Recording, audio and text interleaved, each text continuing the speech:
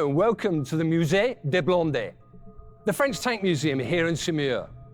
It's the only museum in the world with a running example of the biggest, perhaps most formidable operational tank of World War II, the King Tiger.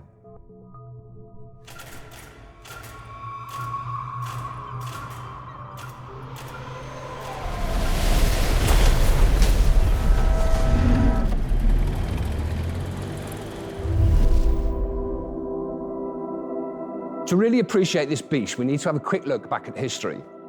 Now, as early as 1941, Germany realized it was losing the production battle, i.e. they were getting outnumbered on the battlefield. To overcome this, they decided to opt for two things: firepower and protection, meaning less tanks, but with better guns and better armor. In August 1942, the German Army Weapons Agency submitted its requirements for a heavy tank that would replace the Tiger I, whose production had been launched shortly before. The new vehicle was to have an 88mm gun, developed by Krupp in 1941. It was one of those rare cases when the tank was designed for a specific gun and not the gun for the tank. In autumn 1942, Henschel and Ferdinand Porsche's design bureau started development on the tank's design. Just as with Tiger I, this turned into a contest between Porsche and Henschel. The key disadvantages of Porsche's project were the low reliability of the electric transmission, high price, and low production efficiency. Henschel's project, named VK4503H, could meet the military's requirements a lot better. The new heavy tank was designated as Panzerkampfwagen 6 Ausführung B, and then renamed to Tiger Ausführung B, or Tiger II. The informal name Königstiger, meaning King Tiger, was used very rarely by the Wehrmacht. However, it was the most commonly used name amongst the Allies. Tiger II had a front transmission, so its layout was very similar to all German tanks in World War II. However, unlike the square hull of the Tiger I, it borrowed its shape and proportions more so from the Panther. It was made of rolled armoured plates connected with mortise and tenon joints and welded using austenite electrodes. There were 6 types of plates, from 25 to 150mm thick. The 150mm front armour was placed at a vertical angle of 50 degrees, and the 80mm side armour at 25 degrees. The new Tiger featured thicker armour. However, Soviet experts noticed that its quality reduced sharply as compared to the Panther and the Tiger I. This was due to a drop in steel quality. The upper frontal armour was solid, with just a porthole for the bow machine gun ball mount. Observation devices for the driver and radio operator, stroke bow gunner, were mounted on the front part of the hull roof and protected by U-shaped brackets. In addition, the front part of the hull roof had hatches for the driver and radio operator. The hull's rear part had 3 compartments divided by watertight walls. The external 2 could be filled with water when the tank was deep wading. The central compartment contained the engine and was waterproof. Outside, the hull and turret were covered with an anti-magnetic Zimmerit coating and camouflaged. The interior of the tank was painted yellow. Tiger II featured 2 types of turret, one designed by Porsche and one designed by Henschel. Now, Porsche was so confident that he would win the design that he went ahead and manufactured 50 turrets in advance. Now, these turrets were put to good use. However, on the 51st tank, his design was dropped in favour of Henschel's. This particular turret is of the Henschel design. The turret was turned by a hydraulic mechanism borrowed from the Tiger Ausführung E. In the manual mode, to make a full rotation of the turret, the gunner had to make 700 turns of the handwheel. The tank's primary armament was the 88mm KWK-43 gun. The barrel length was 71 calibers, or 6,298mm. The muzzle velocity of an armoured-piercing shell was 1,000 meters per second. It was one of the best tank guns of World War II.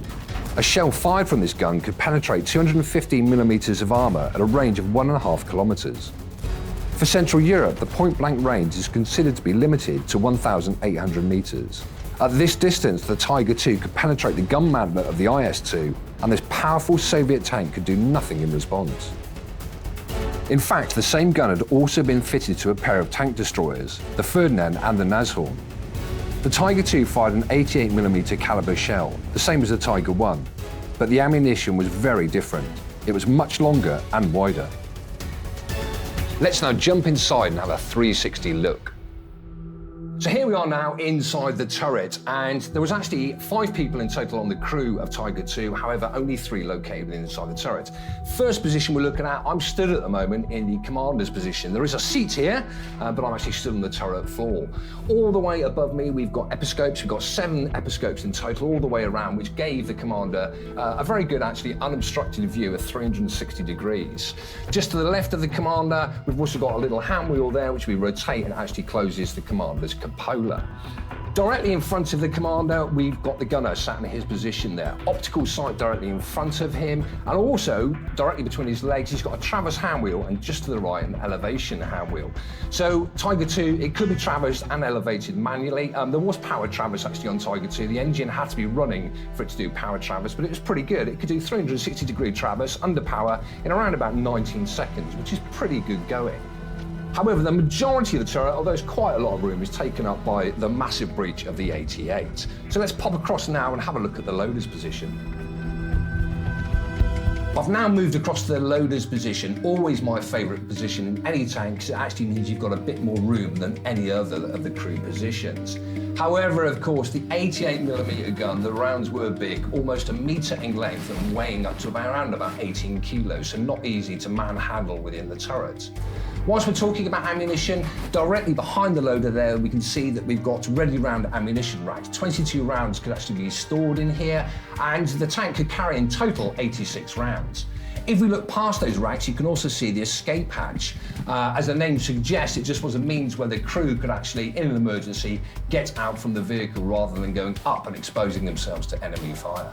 Some of the things also on the loader side there, directly in front of the loader, we've got a traverse hand wheel, so the loader can actually manually help the gunner actually traverse the turret left and right. And also, as far as vision is concerned, again, like most armoured vehicles, not a lot of vision ability for the loader. He's just got one periscope or episcope directly in front of him. That's it really for the loader's side. And what we're going to do now is actually drop down into the front and have a look more closely at the driver's compartment. So we've now moved right to the front of the vehicle, and we're sat at the moment in the driver's compartment. The last 2 crew positions on the vehicle, just to the right of the driver, we would find the bow gunner stroke radio operator. But back to the driver's compartment, let's have a closer look around. The seat I'm sat on at the moment are 2 positions. At the moment, I'm sat in the fully closed down position. All that means is that, of course, the poor old driver would have to drive using the vision block directly in front of him, so not a great field of view. The higher position means that he can have his head outside of the turret, so a much better field of view and a lot easier to drive, even today on today's main battle tanks. Because of these positions of the seats, they've actually got 2 accelerator pedals as well. So you've got a lower accelerator pedal directly in front of the driver, so when he was fully closed down, and also when he's fully closed up, he's got a higher accelerator pedal as well. Taking pride of place really in the driver's compartment, right in front of me, we've got this Quadrant steering wheel. Fully adjustable, much like today's modern cars as well, so you can adjust it for comfort and ease of handling there. Now, Tiger II was power-assisted steering. However, if this did fail, we also had 2 tillers, like you'd see on more conventional tanks, to actually aid in steering there. And we've also got handbrake to the left-hand side. Across to the right, we can see a very, very simple instrument panel, not a lot to be found on there. And we've also got a gear selector. Tiger II had 8 forward gears and 4 reverse gears. That's about it really for the driver's compartment. What we've all been waiting for, to be honest, is to see how the old girl actually performs. So let's get her started up and take her for a run. Tiger II was powered by the Maybach HL230 P30 4-stroke V12 engine, and this produced 700 horsepower. It was exactly the same engine that was installed on the Panther. It consumed gasoline with an octane rating of 74 or higher. The Tiger II 7 fuel tanks had a capacity of 860 litres. Now, the manual stated that this was enough to travel 120 kilometres. However, in reality, it could only cover 90. To put this in perspective, this massive fuel consumption is around 20 times more than your average car. The tank's running gear on each side consisted of 9 solid metal double road wheels with internal shock absorbers. These were arranged in 2 interleaved rows. 5 wheels in the external row and 4 in the internal one. The Tiger II had an independent single-shaft torsion bar suspension. This suspension provided smooth and even movement. It was an excellent solution for a tank whose trump card was sniper fire at long ranges. But its maintenance and repair was so difficult that the Tiger II became the last tank to feature this type of suspension. Royal Tigers were fielded to heavy tank battalions as a replacement for the Tiger I. So how did it perform in battle? On the Western Front, the first combat unit equipped with King Tigers was the 503rd Heavy Tank Battalion. Because of production delays, the battalion received only 12 Tiger IIs, while the rest of its 33 tanks were Tiger Is. On June the 27th, 1944, the battalion moved to the front line. On July the 7th, it arrived in Dreux. In the very first battle, the battalion managed to destroy 12 Sherman tanks. On the Eastern Front, the Tiger II was first used in combat on August the 13th, 1944. During an attack on the Sandomierz bridgehead near Staszów, Poland, the Royal Tigers within the 501st Heavy Tank Battalion were ambushed by the Soviet 53rd Guards Tank Brigade. This was augmented with some artillery and tank units. During August the 13th and 14th, 12 Tiger II tanks were knocked out, burnt, or left by their crews. 3 tanks were captured by the Soviet troops in perfect condition. As the situation got worse for Germany, the Tiger IIs were often used in small numbers or even individually as crisis followed crisis. That said, the King Tiger regularly achieved a kill-to-loss ratio above 10-1 and sometimes way higher in individual actions. The fact was there just weren't enough of them, and by the end of the war, only around 475 had made it onto the battlefield. The last major battle was fought by the King Tigers with a German offensive in the Ardennes and near Lake Battalion.